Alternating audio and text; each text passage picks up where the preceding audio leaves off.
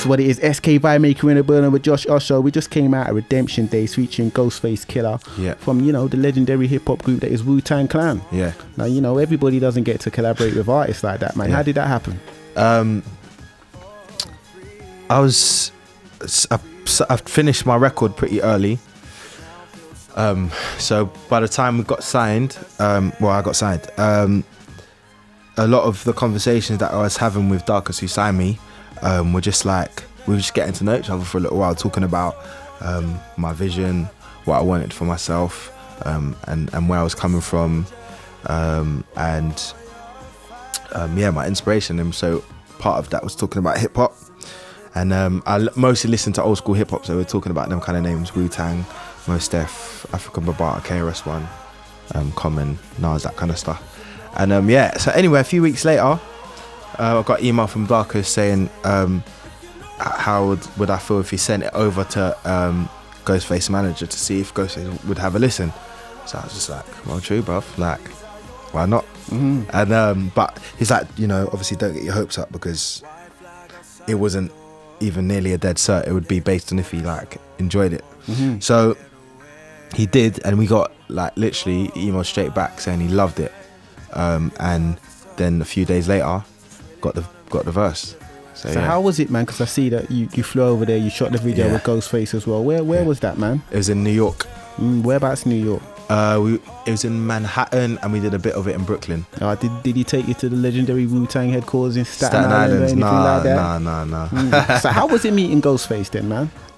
It was good. Like, it was everything I thought it would be and what I didn't think it would be. Like, he's obviously proper articulate, but I think because of his status, not necessarily just in his like commercial success, but what he means is like he's like hip hop royalty.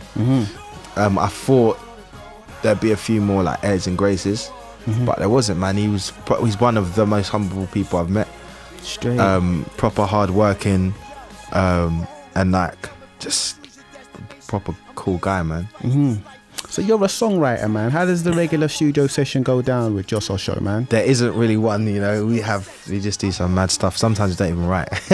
Like we used to spend days like, you know, have you been in the studio before? Of course. Yeah. You know, like you have two doors and there's a gap in between. We used to see who could fit, like who could squeeze each day. We'd try and see who could be the most inside, like see if we could get it shut. And yeah, the days we did write, it just varies, man. Sometimes I'll start with music, sometimes I'll come from home with ideas that I've been working on through the night. Sometimes I start with lyrics. It just changes.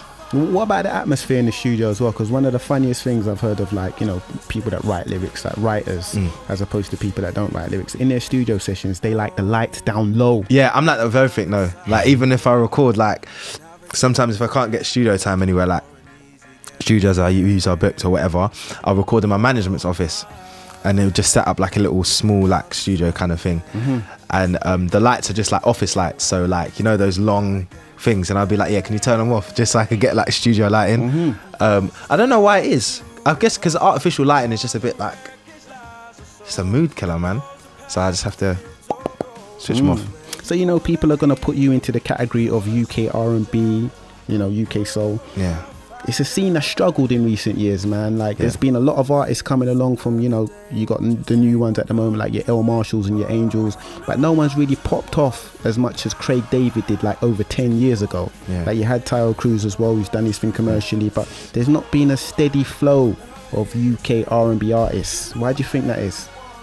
I think it's someone said this the other day. I don't actually really agree with that.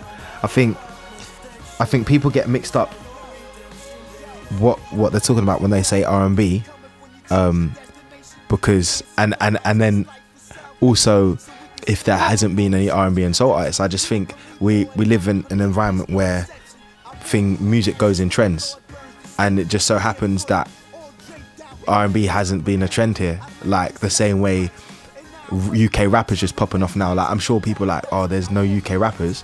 They didn't just like crawl out of the woodwork. They've always been active. It just so happens now there's more attention on them. And I think with soul and R&B, I think there's a lot of people that are writing in that respect.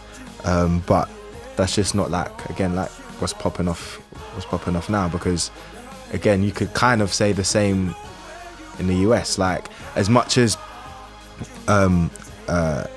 what Beyonce's doing or what Rihanna's doing or what Chris Brown's doing, we class as R&B, it's now in the popular version of things. So you could say, oh, there's no R&B scene there. There is, but it's just right now what's popping off is this Euro dance thing. So I don't know, I haven't really got too much of an opinion on that, because I've never really, like, I don't know, I've never really been in any scenes, like, even now, because what I do is quite, like, I don't know, like, it's not fully soul, it's not fully R&B, it's not fully folk, it's not fully anything. So I've always been quite, I just do whatever gigs I can and perform where there's people. Do you see yourself messing, like, compromising with that Euro dance kind of sound to get some commercial success? No? Never? Never. Never. Just because, like, I don't know, like, is success if you're not doing it the way you want to do it? Like, is getting a number one with a sound that you don't believe in success? No, it's getting a number one. Maybe it means that maybe everyone else views you as successful, but within yourself, are you successful? I feel like success is achieving the things you want to achieve, and the things I want to achieve doesn't include Euro dance for now. So stand for something or fall for everything. Yeah, exactly. Somebody told me that before. Bob Marley said, "Why take the world and lose your soul?" See what I'm saying? Yeah. It's really gonna make a difference to know the right game to play, and voices tell you to be